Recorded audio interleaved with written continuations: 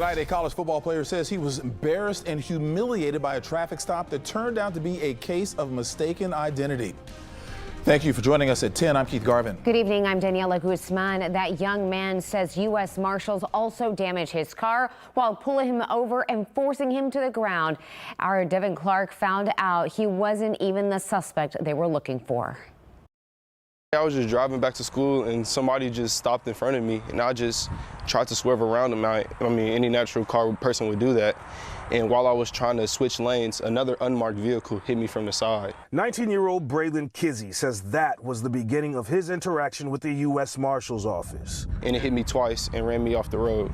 So this right here is basically from when they hit you? Yes. The college football player says the traumatic experience unfolded around 10 o'clock Tuesday morning, just blocks away from his home near the Fort Bend Parkway toll road. They rolled down their windows and told me to put up my hands or they was going to blow my head off. After hitting him on the driver's side, they made him crawl over to the passenger side, then out of the car on his hands and knees about 30 feet away.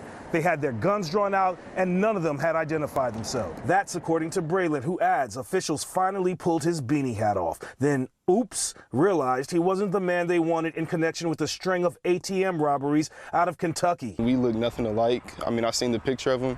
He has tattoos all over his neck. He's 6'1". I'm about 5'9". I don't have any tattoos, as you can see.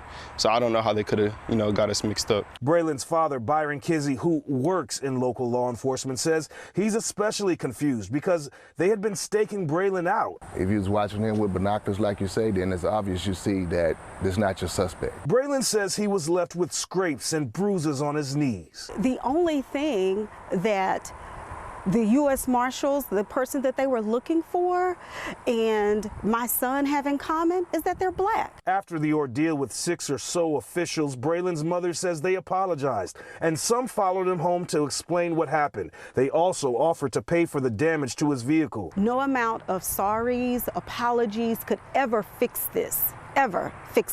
So fixing the car, repairing the car is the least of my worries. It's about the lifelong trauma. Trauma, she says, they're all now trying to heal from. Law enforcement did not do their job.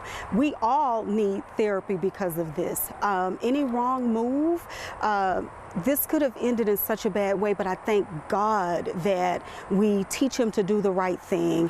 Adding to that, Braylon says he's having trouble sleeping at night and he's fearing that 3-hour drive back to college tomorrow. He and his family say they want the officers involved held accountable. Meanwhile, the U.S. Marshals Office not commenting at this time, only telling me they are still actively looking for the right fugitive in this area. Reporting in Fort Bend County, Devin Clark, KPRC 2 News.